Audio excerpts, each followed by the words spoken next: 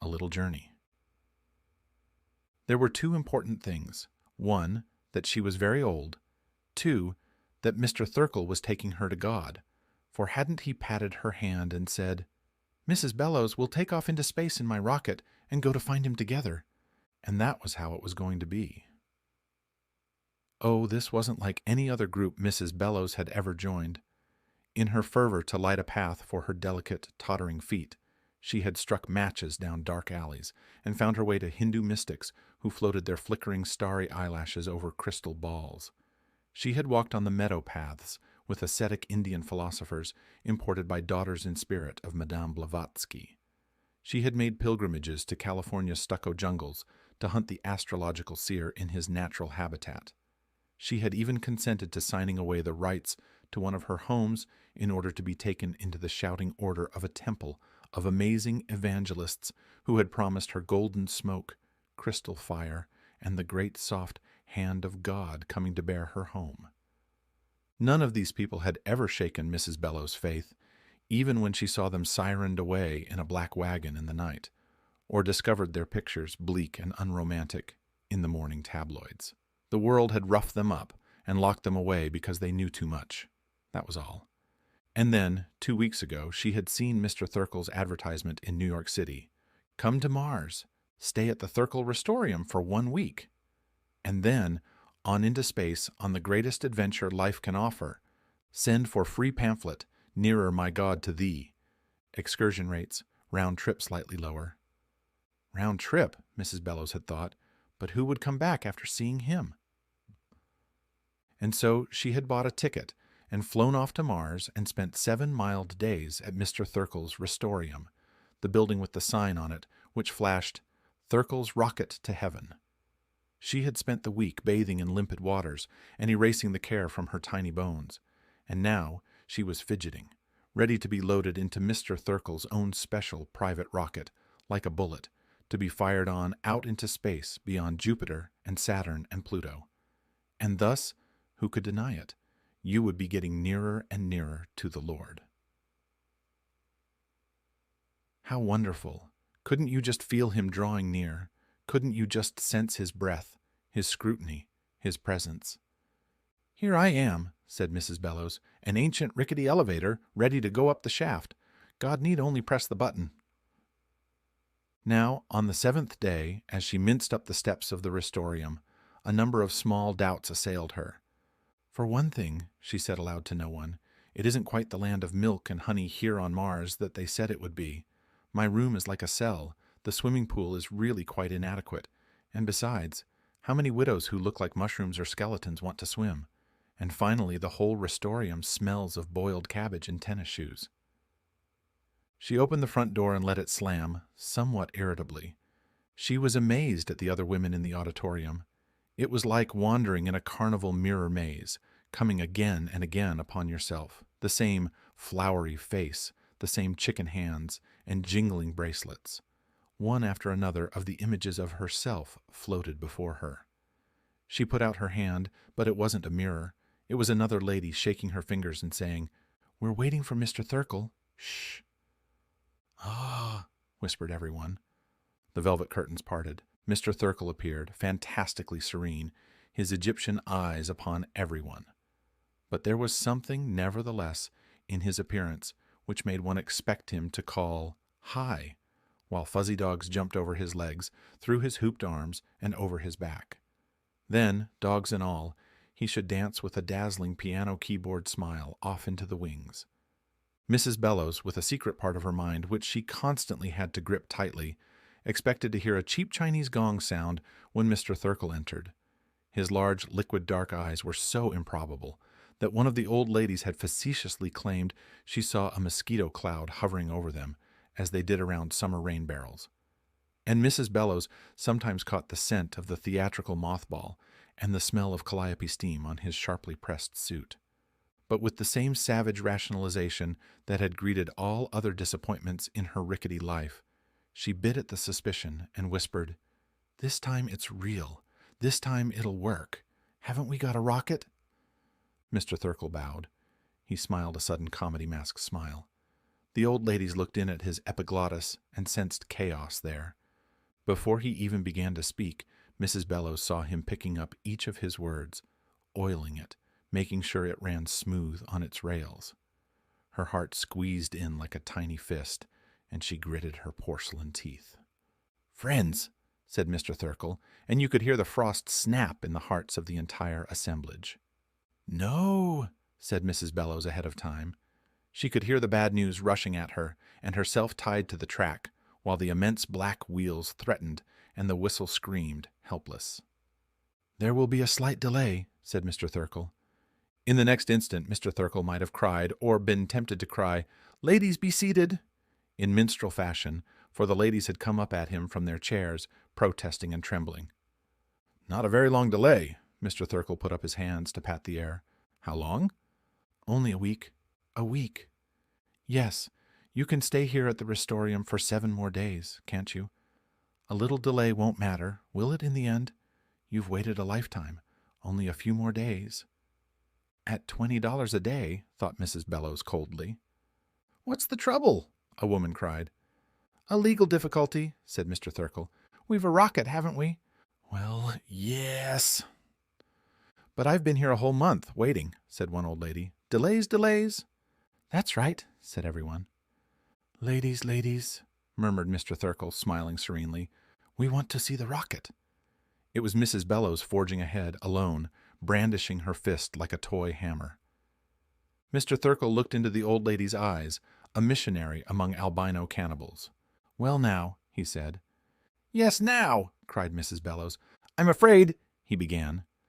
"So am I," she said. "That's why we want to see the ship." "No, no, now, Mrs.—" He snapped his fingers for her name. "Bellows!" she cried. She was a small container, but now all the seething pressures that had been built up over long years came steaming through the delicate vents of her body. Her cheeks became incandescent. With a wail that was like a melancholy factory whistle, Mrs. Bellows ran forward and hung to him, almost by her teeth, like a summer-maddened Spitz. She would not and never could let go until he died, and the other women followed, jumping and yapping, like a pound let loose on its trainer, the same one who had petted them, and to whom they had squirmed and whined joyfully an hour before, now milling about him, creasing his sleeves and frightening the Egyptian serenity from his gaze. "This way!" cried Mrs. Bellows, feeling like Madame Lafarge. "Through the back! We've waited long enough to see the ship. Every day he's put us off. Every day we've waited. Now, let's see." "No, no, ladies!" cried Mr. Thirkell, leaping about. They burst through the back of the stage and out a door, like a flood, bearing the poor man with them into a shed, and then out quite suddenly into an abandoned gymnasium. "There it is," said someone. "The rocket!" And then a silence fell that was terrible to entertain. There was the rocket. Mrs. Bellows looked at it, and her hand sagged away from Mr. Thirkell's collar. The rocket was something like a battered copper pot. There were 1,000 bulges and rents and rusty pipes and dirty vents on and in it. The ports were clouded over with dust, resembling the eyes of a blind hog. Everyone wailed a little sighing wail. "Is that the rocket ship, glory be to the highest?" cried Mrs. Bellows, appalled. Mr. Thirkell nodded and looked at his feet. "For which we paid out our $1,000 apiece and came all the way to Mars to get on board with you and go off to find him?" asked Mrs. Bellows. "Why, that isn't worth a sack of dried peas," said Mrs. Bellows. "It's nothing but junk." "Junk," whispered everyone, getting hysterical. "Don't let him get away." Mr. Thirkell tried to break and run, but 1,000 possum traps closed on him from every side. He withered. Everybody walked around in circles, like blind mice. There was a confusion and a weeping that lasted for 5 minutes as they went over and touched the rocket, the dented kettle, the rusty container for God's children. "Well," said Mrs. Bellows. She stepped up into the askew doorway of the rocket and faced everyone. "It looks as if a terrible thing has been done to us," she said. "I haven't any money to go back home to Earth, and I've too much pride to go to the government and tell them a common man like this has fooled us out of our life's savings. I don't know how you feel about it, all of you, But the reason all of us came is because I'm 85, and you're 89, and you're 78, and all of us are nudging on towards 100, and there's nothing on Earth for us, and it doesn't appear there's anything on Mars either. We all expected not to breathe much more air or crochet many more doilies, or we'd never have come here. So what I have to propose is a simple thing, to take a chance." She reached out and touched the rusted hulk of the rocket. "This is our rocket! We paid for our trip, and we're going to take our trip!" Everyone rustled and stood on tiptoes and opened an astonished mouth. Mr. Thurkell began to cry. He did it quite easily and very effectively. "We're going to get in this ship," said Mrs. Bellows, ignoring him, "and we're going to take off to where we were going." Mr. Thurkell stopped crying long enough to say, "But it was all a fake. I don't know anything about space. He's not out there anyway." "I lied. I don't know where he is, and I couldn't find him if I wanted to, and you were fools to ever take my word on it." "Yes," said Mrs. Bellows, "we were fools. I'll go along on that, but you can't blame us, for we're old. And it was a lovely, good, and fine idea, one of the loveliest ideas in the world.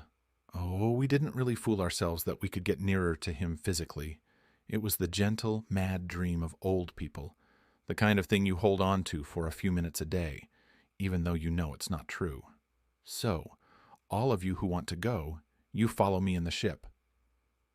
"But you can't go," said Mr. Thurkell. "You haven't got a navigator, and that ship's a ruin." "You," said Mrs. Bellows, "will be the navigator." She stepped into the ship, and after a moment, the other old ladies pressed forward. Mr. Thurkell, windmilling his arms frantically, was nevertheless pressed through the port, and in a minute the door slammed shut. Mr. Thurkell was strapped into the navigator's seat, with everyone talking at once and holding him down.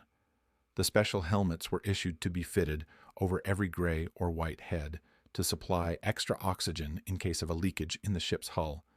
And at long last the hour had come, and Mrs. Bellows stood behind Mr. Thurkell and said, "We're ready, sir." He said nothing.